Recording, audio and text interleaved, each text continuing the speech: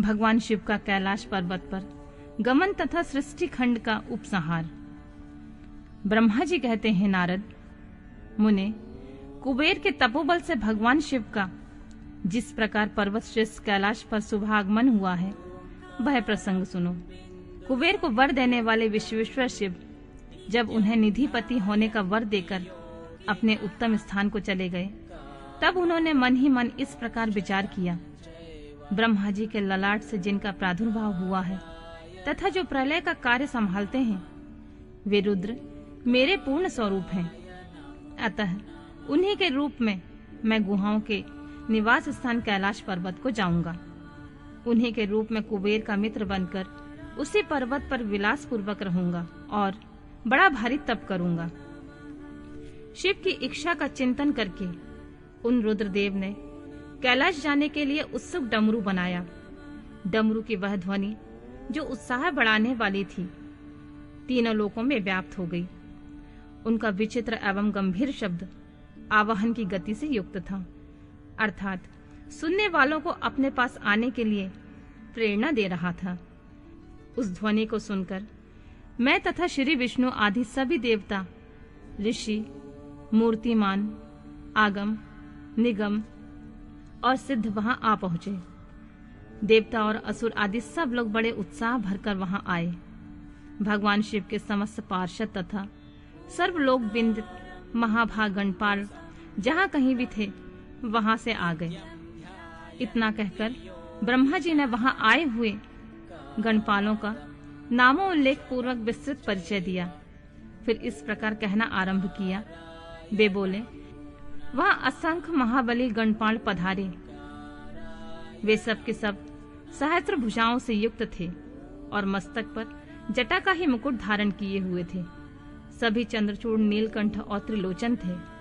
हार, कुंडल, केयूर तथा मुकुट आदि से अलंकृत थे। वे मेरे श्री विष्णु के तथा इंद्र के समान तेजस्वी जान पड़ते थे। अणिमा आदि 8 सिद्धियों से घिरे थे तथा करोड़ों सूर्यों के समान उद्दासित हो रहे थे। उस समय भगवान शिव ने विश्वकर्मा को उस पर्वत पर निवास स्थान बनाने की आज्ञा दी। अनेक भक्तों के साथ अपने और दूसरों के रहने के लिए यथायोग्य आवास तैयार करने का आदेश दिया।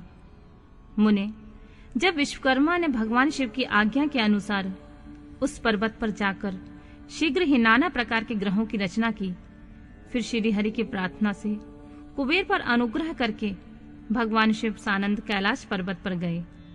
उत्तम मुहूर्त में अपने स्थान में प्रवेश करके भक्त वत्सल परमेश्वर शिव ने सबको प्रेम दान दे सनाथ किया। इसके बाद आनंद से भरे हुए श्री विष्णु आदि समस्त देवताओं, मुनियों और सिद्धों ने शिव का प्रसन्नता पूर्वक अभिषेक किया।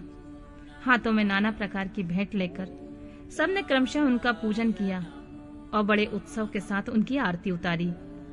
मुने, उस समय आकाश से फूलों की वर्षा हुई जो मंगल सूचक थी। सब और जय जयकार और नमस्कार के शब्द गूंजने लगे। महान उत्साह फैला हुआ था जो सबको सुख बढ़ा रहा था। उस समय सिंहासन पर बैठकर श्री विष्णु आदि सभी देवताओं द्वारा की हुई यथोचित सेवा को बारंबार ग्रहण करते हुए भगवान शिव बड़ी शोभा पा रहे थे। देवता आदि सब लोगों ने सार्थक एवं प्रिय वचनों द्वारा लोक कल्याणकारी भगवान शंकर का पृथक पृथक स्तवन किया। सर्वेश्वर मुने, प्रसन्नचित्त वह स्तवन सुनकर उन सबको प्रसन्नता पूर्वक मनोवांछित फल एवं अभीष्ट वस्तुएं प्रदान की। मुने, तदनंतर श्री विष्णु के साथ मैं तथा अन्य देवता और मुनि मनोवांछित वस्तु पाकर आनंदित होकर भगवान शिव की आज्ञा से अपने अपने धाम को चले गए। कुबेर भी शिव की आज्ञा से प्रसन्नता पूर्वक अपने स्थान को गए। फिर वे भगवान शंभु, जो सर्वथा स्वतंत्र हैं, योग परायण एवं ध्यान तत्पर होकर पर्वत प्रवर कैलाश पर रहने लगे। कुछ काल बिना पत्नी के ही बिताकर परमेश्वर शिव ने दक्ष कन्या सती को पत्नी के रूप में प्राप्त किया।